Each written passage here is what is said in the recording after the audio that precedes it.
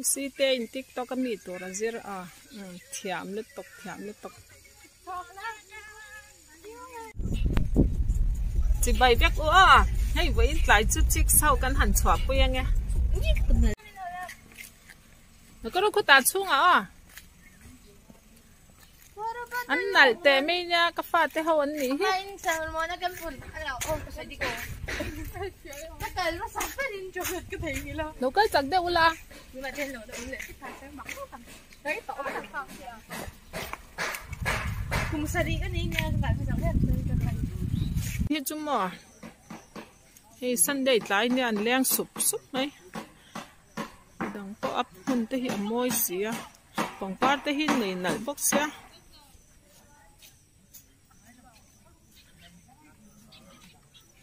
Sunday tái liền nè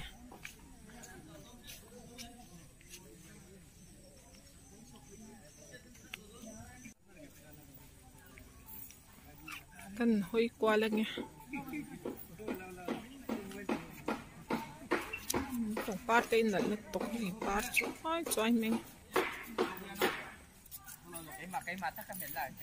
bari bara ho pon omno là ni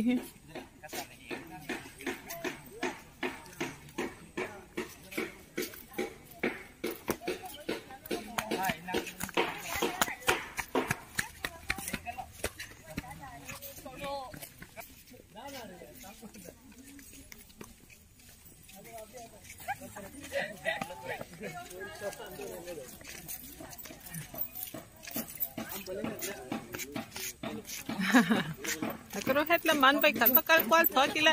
kal kwal to lo meru ta kan sala ro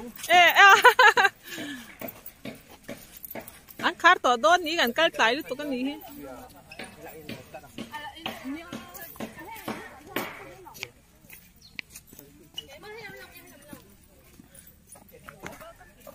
in ho to don mi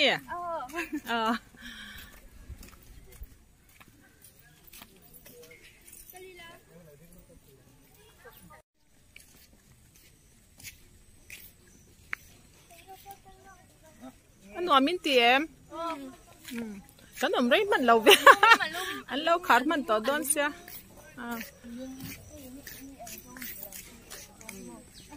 cái cái điều cái khát đón nó đón phân xa cái làm mình tới lâu nị cái lạc xuân thì mình lâu thiệt sắc đón nhau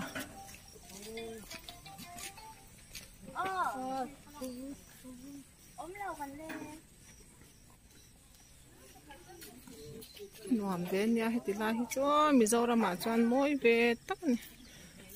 dâu ra mình là cái này môi liền nè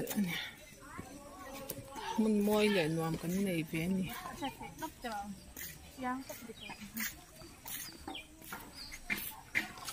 mà đi này khăm lâu em khăm lâu cái hồ lệ to đón cái tụm ra mà cái là thanh lâu mà ôi thấy hai kia là nó sắp khóc bây giờ tối mình cần chênh lệ ta anh nọ mà ní hết thì lai hi mò thì hai lâu tụt hàng cần lắm mò tắm tẻ mấy nè hi ra tối mấy lấy xì London mò rần lâu trâu rồi Marina varak tiang chan han ti ve ro le han ti chin te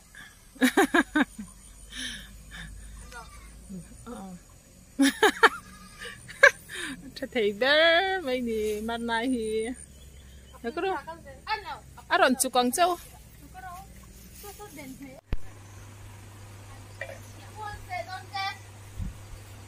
không phải anh này nở khóc mày hay tắm tọt té mấy nha anh thấy hay là đi đón được tóc mò kia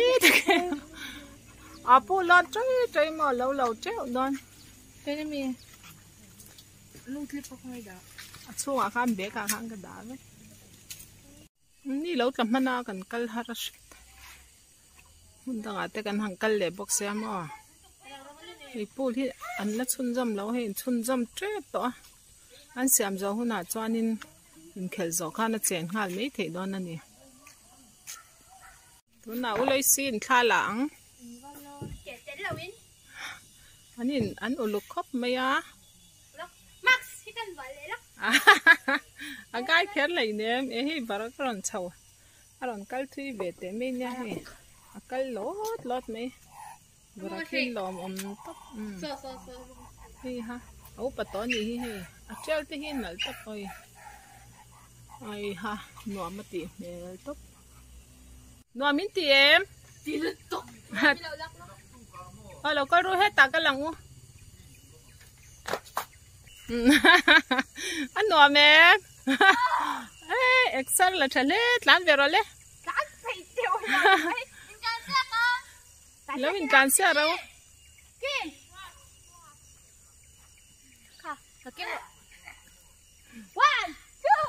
lê cái lâu lằng à lê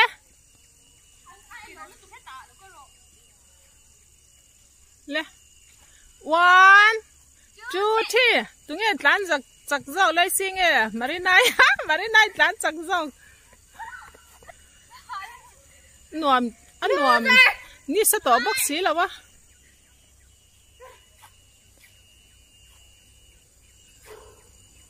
nấu bằng nói té xoài hết cha con thấy ni hết lại cả hết cha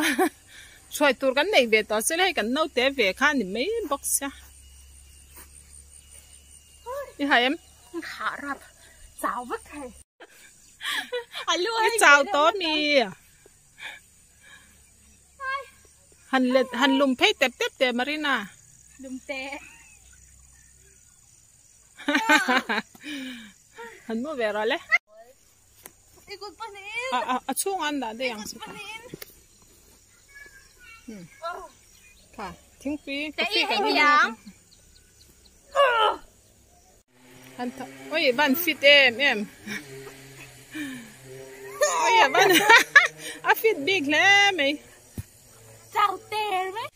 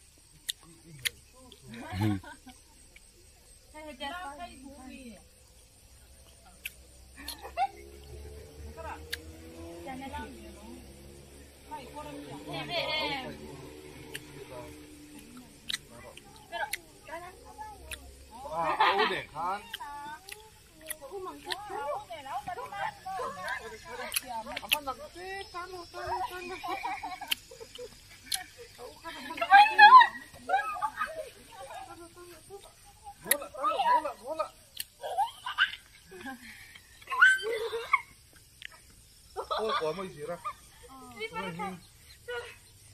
phần đi mi này cả cái xe phần đi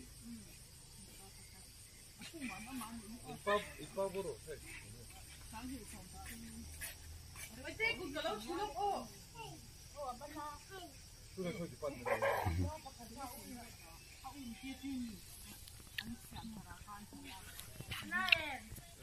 chán hiếp mùng hai dễ làm mà nấu té po hi lòm dễ si tây chế bé tung thôi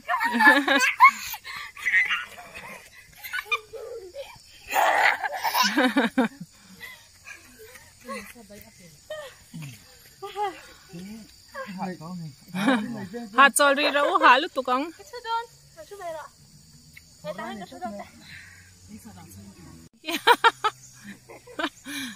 anh sai đẹp mấy kan tu mga omchoin ogas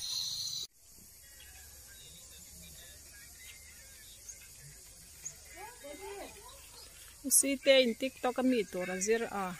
thiam lít tóc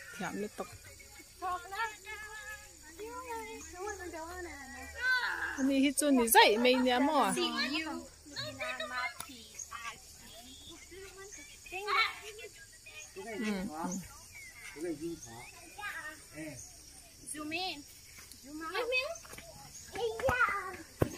bye bye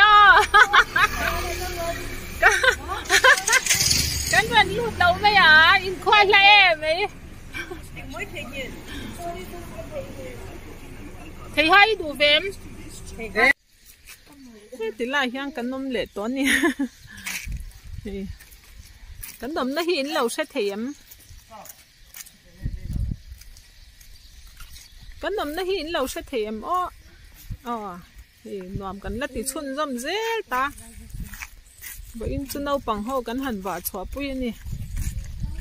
xóa bụi bé rêu rêu thì hiện ngay à chân chú in nó tỏm ngọt ngọt với ngọt ai cho nó hay rem nó run sẽ rèn nó hay nghe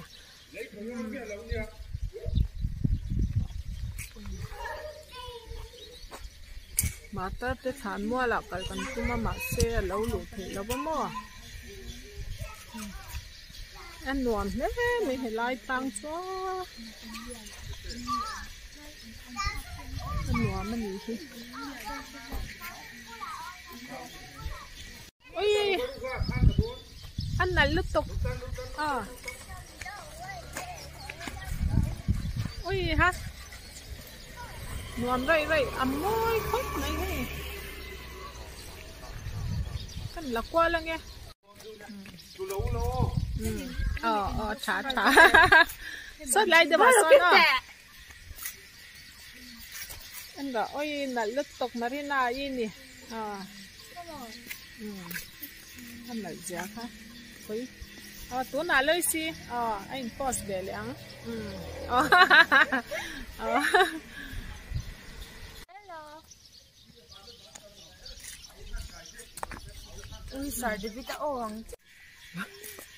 mà tớ tới thản cho con hẳn đào về đấy đây nghe cả lắc cân ngài mẹ là bạn nhưng cho con sẽ em ta mà sẽ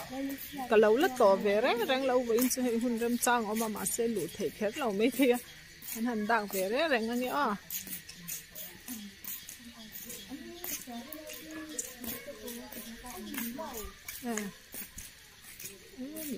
mà tớ tới thản mua lâu tí nè chắc chắn hàng cái hẳn đào cái nghe sốt lại mi sốt sốt là mi sốt ít mà rồi sốt ini marta